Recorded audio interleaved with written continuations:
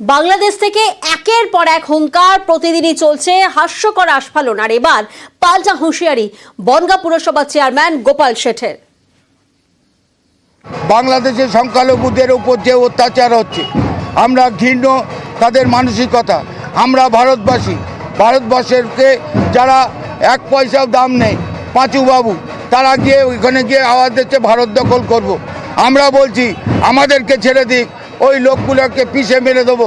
আমরা যে ভারতবর্ষে যারা সন্ত্রাস করে যারা চোখ তুলে তাকাবে চোখটা আমরা তুলে নেব। রক্তের বিনিময়ে মাতৃভাষার স্বীকৃতি, সোনার অতীত ভুলে কট্টরপন্থার অন্ধকারে বাংলাদেশ। এবার মুক্তিযোদ্ধাকে বাড়ি থেকে তুলে নিয়ে গিয়ে জুতোর মালা কট্টরপন্থীদের। কুমিল্লার 14 গ্রাম, সেখানে বৃদ্ধের এই ছবি ভাইরাল হয়েছে। মাথা হেঁট পদ্মাপাড়ের। দেখুন কিভাবে মুক্তিযোদ্ধার গলায় জুতোর মালা পরিয়ে দেওয়া হয়। আর সেই ছবি, কুমিল্লার 14 গ্রামের সেই ছবি ইতিমধ্যেই ভাইরাল হয়ে গেছে। ঠিকই আছে, ঠিকই আছে। আইন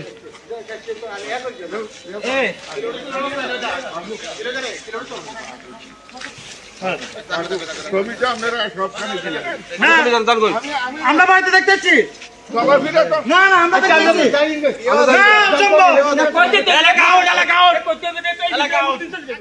কট্টরপন্থীদের রোষে বাংলাদেশে সংস্কৃত মনস্করা একের পর এক সংখ্যালঘু অধ্যাপককে চাপ দেওয়া হচ্ছে। কট্টরপন্থীদের চাপে ইস্তফা আরো এক অধ্যাপকের। এবার ঢাকার প্রাইম এশিয়া ইউনিভার্সিটি থেকে ইস্তফা। একের পর এক চাপ, আর সেই চাপের জেরেই ইস্তফা। এবার ঢাকার প্রাইম এশিয়া ইউনিভার্সিটি থেকে ইস্তফা দিলেন এক অধ্যাপক। কট্টরপন্থীদের চাপ পেয়ে আমরা দেখেছি যে একাধিক ইস্তফা, অধ্যাপকদের ইস্তফা সামনে আসছে। একের পর এক সংখ্যালঘু অধ্যাপককে চাপ দেওয়া হচ্ছে। কট্টরপন্থীদের রোষে বাংলাদেশে সংস্কৃত মনস্করা ইস্তফা দিতে বাধ্য হলেন প্রভিসি। অধ্যাপক শুভময় দত্তের ইস্তফা ঘিরে ফের শোরগোল।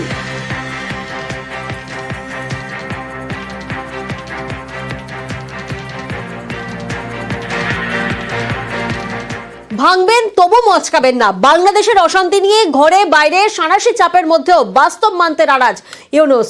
পদ্মাপাড়ে ইসলামী কট্টরপন্থীদের ঠাঁই নেই বার্তা দিয়ে হিংসা হানাহানিতে চুপ তদারকি সরকারের প্রধান উপদেষ্টা। নোবেল জয়ীর ভূমিকায় প্রশ্ন উঠছে।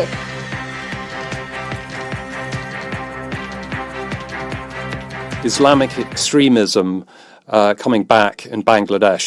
Tell us what your take is on that. How can you reassure people that that problem won't return? I can assure you that's not taking place at all. These are very enthusiastic young people. They are very neutral about their religion. They want to create a new Bangladesh.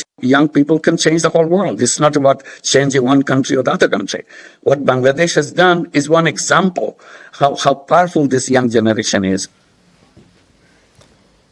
Sheikh হাসিনাকে ফেরত চাই ঢাকা। ভারত সরকারকে চিঠি ইউনূস সরকারের। শেখ হাসিনাকে ফেরত চেয়ে দিল্লিকে চিঠি। চিঠি বাংলাদেশের স্বরাষ্ট্র উপদেষ্টার। প্রতিনিধি মৈত্রী এই মুহূর্তে আমাদের সঙ্গে রয়েছেন। মৈত্রী, এই চিঠিতে মূলত কি কি বিষয় উল্লেখ করা হচ্ছে?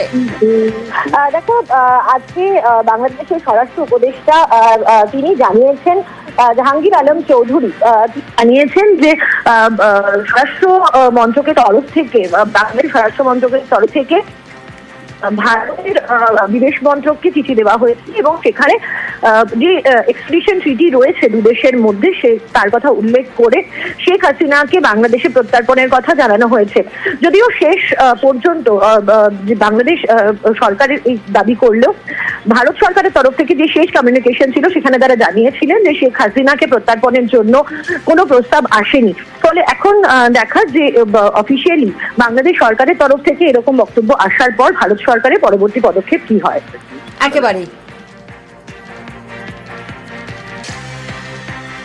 আমাদের চিঠি অলরেডি চলে গেছে ওনার এক্সট্রাডিশন করার জন্য। এটা প্রক্রিয়াধীন আছে। আমাদের সাথে তো ওনাদের এক্সট্রাডিশন ট্রিটি একটা আছেই, ওই প্রক্রিয়া হবে, ওই চুক্তি অনুযায়ী হবে।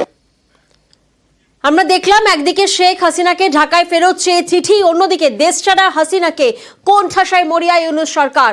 জুলাই আন্দোলনে খুনের মামলার পর এবার দুর্নীতির তদন্ত। রূপপুর পরমাণু বিদ্যুৎ প্রকল্পে দুর্নীতির অভিযোগ সামনে আসছে। দেশছাড়া হাসিনাকে কোন ঠাসায় মরিয়া ইউনূস সরকার। প্রতিনিধি মৈত্রী এই মুহূর্তে আমাদের সঙ্গে রয়েছেন। মৈত্রী, একের পর এক মামলা, দুর্নীতির তদন্ত, বিভিন্ন অভিযোগ সামনে আসছে। আর অভিযোগ শুধুমাত্র শেখ হাসিনার বিরুদ্ধে নয়, তার পরিবারের বিরুদ্ধেও অভিযোগ সামনে আসছে। একেবারে দেখো, রূপপুর পারমাণবিক বিদ্যুৎ প্রকল্পের এই দুর্নীতিতে শুধু শেখ হাসিনাই একা অভিযুক্ত নন। অভিযুক্ত কিন্তু তার ছেলে সাজিদ ওয়াজিদ জয় এবং ভাইজি টিউলিপ সিদ্দিকীও। ইতিমধ্যেই বাংলাদেশ সরকারের দুর্নীতি দমন কমিশনের তরফ থেকে পাঁচ সদস্যের এক টিম তারা তদন্ত করতে শুরু করেছে। যে মূল অভিযোগ হচ্ছে এই রূপপুরের পারমাণবিক বিদ্যুৎ প্রকল্পের জন্য মোট ব্যয় হয়েছিল 12.65 বিলিয়ন ডলার এবং তার মধ্যে থেকে প্রায় $5 বিলিয়ন আত্মসাৎ করা হয়েছিল বলে অভিযোগ উঠেছে। এবং এই $5 বিলিয়ন সেটা মালয়েশিয়া এবং ইউএসএ বেশ কিছু অফশোর অ্যাকাউন্টে সেখানে শিফট করানো হয়েছিল উঠেছে এবং সেই অভিযোগের পরিপ্রেক্ষিতেই দুর্নীতি তদন্ত শুরু করেছে দুর্নীতি দমন কমিশনে। বেশ,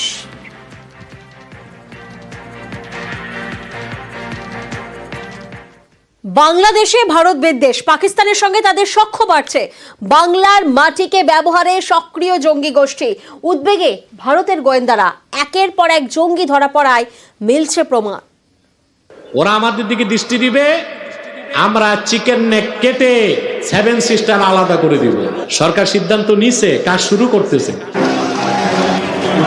একদিকে ভারত বিদ্বেষ, অন্যদিকে পুরনো শত্রুতা ভুলে পাকিস্তান প্রেমের বাড়বাড়ন্ত।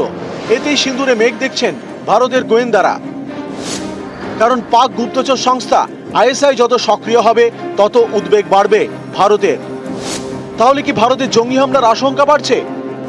ফের কি জাল নোটের রমরমা ফিরতে চলেছে? বাংলার মাটি ব্যবহারে কি সক্রিয় জঙ্গি গোষ্ঠীগুলি?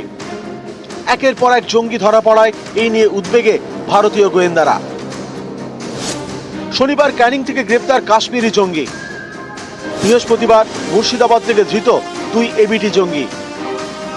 অগাস্টে বাংলাদেশে পালাবদল, তারপরেই ছবিটা বদলাচ্ছে। ইতিমধ্যে একাধিক কট্টরপন্থীকে বাংলাদেশের জেল থেকে ছিনিয়ে নিয়েছে জামাত। পদ্মাপাড়ে পালাবদলের পর ছাড়া পায় আনসারুল্লাহ বাংলা টিমের প্রধান জসিমউদ্দিন রহমানি। এই রহমানির নির্দেশেই মুর্শিদাবাদ সীমান্ত পেরিয়ে বাংলায় ঢুকে এবিটি জঙ্গি মোহাম্মদ সাদ রাডি ওরফে সাব শেখ। তাকে সম্প্রতি কেরল থেকে গ্রেপ্তার করে পুলিশ। এই এবিটির টার্গেট ছিল চিকেন স্নেক। এদের উদ্দেশ্য ছিল অস্ত্র জোগাড় করা, স্থানীয় যুবকদের উদ্বুদ্ধ করে সংগঠনের টানা এবং উত্তর পূর্বাঞ্চলের 7টি যে রাজ্য আছে শিলিগুড়ির সঙ্গে যে যোগসূত্র চিকেন স্নেক, সেই অংশটিতে তাদের নাশকতামূলক কাজকর্মের সক্রিয় এবং নেপথ্যে থেকে দুভাবেই স্লিপার সেলের মাধ্যমে এবং গোপনে অস্ত্র সংগ্রহের মাধ্যমে ভারত বিরোধী কার্যকলাপে আরো বেশি সক্রিয় হয়ে ওঠা। ওরা আমাদের দিকে দৃষ্টি দিবে, আমরা চিকেন নেক কেটে 7 সিস্টার আলাদা করে দিব। সরকার সিদ্ধান্ত নিছে, কাজ শুরু করতেছে। এতেই প্রশ্ন, তাহলে কি ভারতের জঙ্গি হামলার আশঙ্কা বাড়ছে?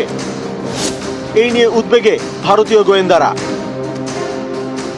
নিউজ 18 বাংলা।